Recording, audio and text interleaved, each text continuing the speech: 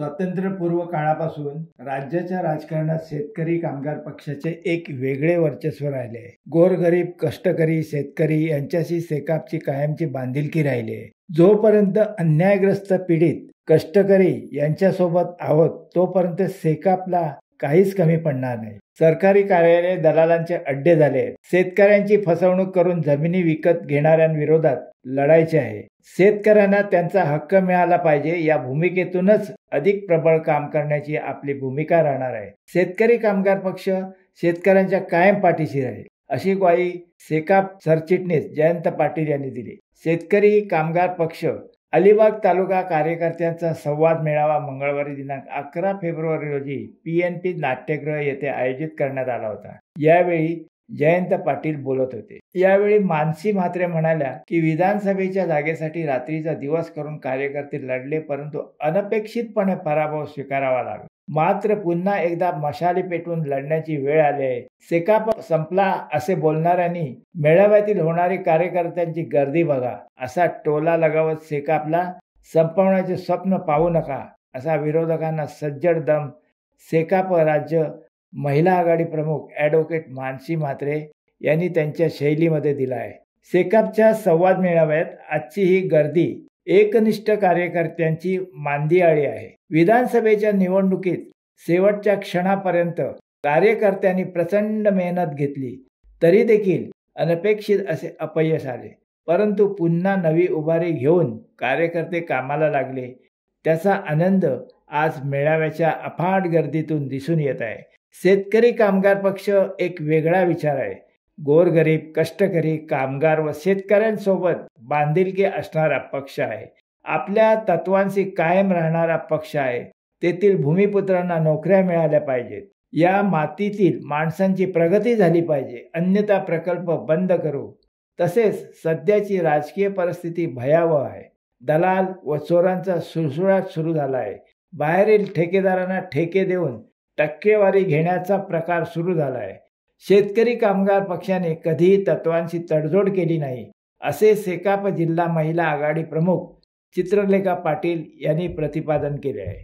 यावेळी माजी आमदार बाळाराम पाटील, सेकाप राज्य महिला आघाडी प्रमुख ॲडव्होकेट मानसी म्हात्रे, सेकाप जिल्हा सरचिटणीस सुरेश खैरे, सेकापचे ज्येष्ठ नेते शंकरराव म्हात्रे, जिल्हा परिषद माजी सदस्य द्वारकानाथ नाईक, सेकाप राज्य कामगार आघाडीचे प्रमुख प्रदीप नाईक, रायगड जिल्हा परिषद माजी अध्यक्षा सुप्रिया पाटील, अलिबागचे माजी नगराध्यक्ष प्रशांत नाईक, सेकाप जिल्हा महिला आघाडी प्रमुख चित्रलेखा पाटील, सेकाप तालुका चिटणीस अनिल पाटील, ॲडव्होकेट गौतम पाटील, नंदकुमार मयेकर, संतोष जंगम आदी मान्यवरांसह पदाधिकारी, कार्यकर्ते व महिला मोठ्या संख्येने उपस्थित होत्या। एकदा केलं जाते आगामी स्थानिक स्वराज्य संस्थांना त्याचा कसा फायदा होईल कार्यकर्त्यात ऊर्जा आलेला? मला स्थानिक स्वराज्य संस्थांपेक्षा पक्ष संघटना मजबूत, नवीन तरुणांना जो विचार या जिल्ह्यामध्ये 75 वर्ष आणि 75 वर्षापूर्वी माझ्या आजोबांनी या जिल्ह्यामध्ये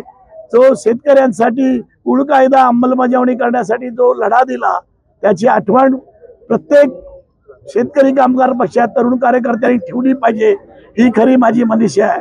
निवडणुका येथील सत्ता अनेक वेळा आम्ही गेल्या, परंतु तरुणांना या ठिकाणी शिकवण्याची वेळ आहे। आज जी पक्षामध्ये थोडीशी पडझड झाली त्याच्यामुळे वैचारिक दृष्ट्या कार्यकर्ते तयार होत नाहीत, तोपर्यंत पक्ष चांगल्या प्रकारे काम करू शकत नाही। आणि ते काम आम्ही या 4 दिवसामध्ये जिल्ह्यामध्ये केलं। सगळ्या तालुक्यात गेलो, सर्व पूर्ण टीम घेऊन लहान मोठ करून आम्ही 60-70 कार्यकर्ते जिल्ह्यामध्ये फिरलो। तुम्ही काही ठिकाणी आम्हाला भेटलात सुद्धा पत्रकार म्हणून। मला वाटतं की असं काम केलं आमची पक्ष केडर पार्टी आहे आमची, आणि त्या दृष्टिकोनातून ती पुन्हा घडली पाहिजे, वाढली पाहिजे, याच्यासाठी आमचा प्रयत्न आहे। भाई, विधानसभेच्या निवडणुकीला आपण महाविकास आघाडी सोबत होतात, मात्र पाहिलं गेलं तर 3 जागी महाविकास आघाडीचेच उमेदवार उभं करण्यात आले। आता जिल्हा परिषदेच्या निवडणुका आहेत, काय शेका पक्षाची भूमिका असणार आहे? आम्ही महाविकास आघाडी बरोबरच आहोत, त्याच्यामध्ये सुधारणा होईल अशी माझी अपेक्षा आहे। इंडिया आघाडीचे नेते माननीय शरद पवार साहेब यांच्याबरोबर आमची चर्चा झाली आणि याच्यावर चर्चा सुरू आहे। मला वाटतं याच्यामध्ये सुधारणा होईल, त्याची काय परिस्थिती झाली कळलेलं आहे आणि त्याच्यामध्ये काही प्रश्न नाही. पण निवडणुका कधी होतील हे आम्हाला माहिती नाही. निवडणुका होतील की नाही हे पण माहिती नाही. पण स्थानिक स्वराज्याच्या निवडणुका न होता गेली 7-8 वर्ष मुंबई महापालिका असेल, पनवेल महापालिका असेल किंवा जिल्हा परिषद असतील, तर एक माणूस या ठिकाणी एक व्यक्ती हा कारभार करतो. ही काही लोकशाही नाही. लोकशाहीची थट्टा आणि शोकांतिका आहे असं मला वाटतं. विधान परिषदेचे जी निवडणूक होती, विधानसभेची जी निवडणूक होती, त्या निवडणुकीमध्ये विरोधी पक्ष नेत्यांनी तुमची माफी मागितली असं म्हटलंय आपण. काय नेमकं आहे? माफी नाही मागितली. चर्चा करताना त्यांनी दुःख व्यक्त केलं. माफी एवढे काही माझी माफी मागायला मी छोटा माणूस आहे, परंतु त्यांना कळली चूक आणि त्या पद्धती झाली नाही. ती तिकडे रायगडमध्येच झाली नाही, संपूर्ण महाराष्ट्रामध्ये ती झालेली आहे आणि त्याची चर्चा होती आहे. आता शेतकरी कामगार पक्ष मुळातच कायम संघर्ष करत राहिला शेतकऱ्यांसाठी, कामगारांसाठी. आता रायगडमध्ये काही वेगवेगळे प्रकल्प येत आहेत, भूमिहीन होत आहेत शेतकरी. काय पुढची रणनीती असते? आता आमची मागणी एक आहे की या ठिकाणी आम्ही भाव वाढवायला मागत होतो, आता आम्हाला भागीदार करा म्हणून आम्ही मागतोय. आमच्या जमिनीची जी किंमत आहे त्याची भागीदारी करा. आज आमच्या पनवेलमध्ये 30,000 रुपयात घेतली, 27,000 रुपयात घेतली जागा. परवा आमच्या अतुल मात्रे कालच त्यांनी सांगितलं 300 कोटी रुपयाला विकली. हे सगळी आकडेवारी आम्ही आणणार आहोत. ही आकडेवारी आम्हाला आता पार्टनर व्हायचं आहे. तुम्हाला इथे शाळा बांधायची आहे, तुम्हाला इथे कॉलेज काढायचं आहे, हॉस्पिटल बांधायचं आहे, बिल्डिंग करायची आहे. तुम्ही सांगायचं, व्हॅल्युएशन करा आणि आमच्या जमिनीची किंमत ठरवा आणि त्याप्रमाणे आम्ही करायला मागतोय. हा लढा आहे. आणि दुसरी मागणी आमची राहणार आहे, जी गेली 4-5 वर्ष मी करतोय. जी जमिनीचा मूळ मालक होता त्या मूळ मालकाला आता त्यांनी विकत घेतली जागा, म्हणून ज्याचं व्हॅल्युएशन आलं आणि त्याला जर नुकसान भरपाई मिळाले त्याचा 40% हिस्सा आम्हाला पुन्हा मिळाला पाहिजे. म्हणजे 2 लाखांनी त्यांनी जागा घेतली, ती जागा आता 2 कोटीला गेली, त्यातला आम्हाला 40% हिस्सा मिळाला पाहिजे. ही मागणी शेका पक्ष करतोय. मला वाटतं की पण आजची ही बैठक नाहीये. तुम्ही प्रश्न विचारलात, मी उत्तर दिलेलं आहे. याचं व्यापक मी तुम्हाला उत्तर देईल आणि कशासाठी याची आकडेवारी घेऊन सांगेन. आज आम्ही कार्यकर्त्यांबरोबर संवाद साधायला आलो. तो संवाद करून त्यांचं मत घेणार आहोत. 8-10 दिवसात पक्ष संघटनेमध्ये बदल कसा करायचे हे या संवाद यात्रेतील आम्ही सांगत आलो. ती चर्चा करतील आणि त्याप्रमाणे आम्ही त्याची अंमलबजावणी करेल. तुम्हाला वेगळं चित्र दिसेल. शेका पक्ष हा वेगळा आहे. शेका पक्षाने या जिल्ह्यामध्ये जे काम केलं, आज गरीब माणूस सगळे हजारो लोक 2 दिवसात सांगून इथे आमच्याकडे येतात. मी अत्यंत आनंदी आहे. मी आत्ता मला बोलता पण येत नाही, एवढं मी भाषण केली ती बोललो या 4-5 दिवसामध्ये. मला वाटतं तुम्ही पण चांगलं सहकार्य केलं. असं सहकार्य ठेवा, काही काळजी नका. मला असं वाटतं शेतकरी कामगार पक्षाने कायमच खूप काम केलंय तळागाळातल्या लोकांपर्यंत. पण कधी कधी आम्ही संवाद साधण्यात कमी पडतो आणि प्रसिद्धीपासून आम्ही दूर राहतो. आज तुम्हा सगळ्यांना आमंत्रित करण्याचं कारण पण ते आहे, तुम्ही माध्यमात आमचे लोकांपर्यंत पोहोचायचा. कारण की जे आम्ही प्रश्न मांडतोय हे अतिशय जिव्हाळ्याचे आहेत, युवकांच्या जिव्हाळ्याचे आहेत. कारण की सगळ्यात मोठा प्रश्न आम्ही मांडतोय तो भूमिपुत्रांच्या रोजगाराचा, जमिनीला रास्त भाव मिळण्याचा. तर हे अतिशय लोकांच्या जिव्हाळ्याचे प्रश्न आहेत.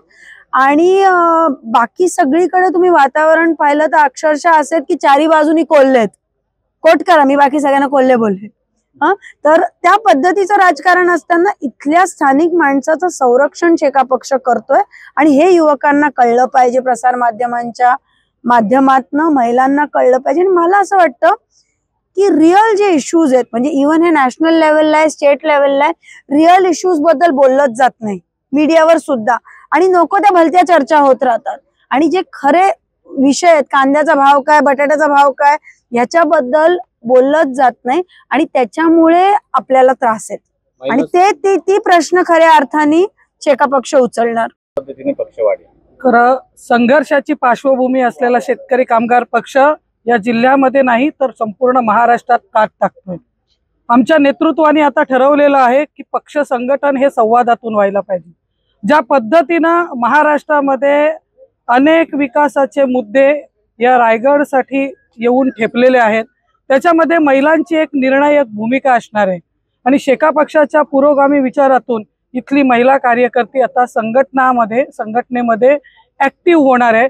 आणि त्याच्याकरताच या संवाद मेळाव्यातून मी अनेक ठिकाणी आमच्या महिला भगिनींना या संघटनामध्ये येऊन आपली पक्षाची ताकद वाढवा असं आवाहन मी त्या निमित्तानं केलेलं आहे. सुरक्षिततेचा पण मुद्दा जो आहे त्याच्यावर आपण लक्ष देणार आहे, कारण की आज महिला सुरक्षित नाहीयेत. खरं तर या समाजामध्ये सगळ्यात जास्त प्रश्न कोणाचे असतील तर ते महिलांचे आहेत. महिला सुरक्षितता हा एकच प्रश्न नाही, बेरोजगारीचा प्रश्न आहे, सर्वसामान्य स्त्रीला तिचं घर कसं चालवायचं हा प्रश्न आहे, ज्याच्यामध्ये सर्व समावेशकता आहे. मग ते किराणा मालाचे किंवा गॅसचे भाव असू देत, मुलांची नोकरी असू दे, नवऱ्याची नोकरी टिकली पाहिजे, मुलांच्या शाळेमधील ऍडमिशन असेल किंवा बेरोजगार मुलाचा प्रश्न असेल, तर सर्वात जास्त प्रश्न या समाजात कोणाचे असतील तर मला असं वाटतं ते महिलांचे आहेत. आणि शासन ज्या काही योजना महिलांपर्यंत आणण्याचा आणि दाखवण्याचा प्रयत्न करतो त्या प्रत्यक्षात महिलांपर्यंत पोचत नाहीत. ज्या 1500 रुपयाचं भांडवल केलं जाते ते आता 1500 रुपये पुन्हा सरकारच्या खात्यात देण्याची जेव्हा त्या महिलेवर वेळ आलेली आहे तेव्हा ती महिला काय स्थितीत आहे हे बघणं आता गरजेचं झालेलं आहे. आणि त्याकरता शेका पक्षाची महिला ताकद वेगळ्या पद्धतीनं या जिल्ह्यामध्ये आणि महाराष्ट्रामध्ये काम करेल आणि त्याकरताच आम्ही हे संघटन आता नव्याने सुरू केलेलं आहे असं मला वाटतं. कामगार पक्ष हा पुरोगामी विचारांचा पक्ष आहे. फुले, शाहू, आंबेडकर, सावित्रीबाईंच्या विचारांवर चालणारा हा पक्ष आहे.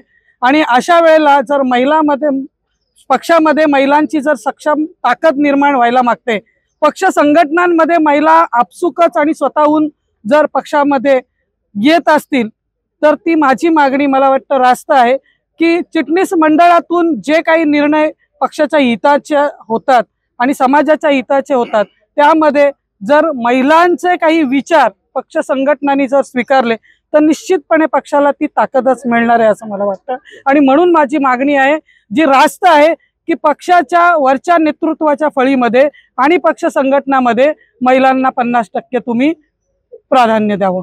शिवसत्ता टाइम्ससाठी धनंजय कवटेकर, अलिबाग.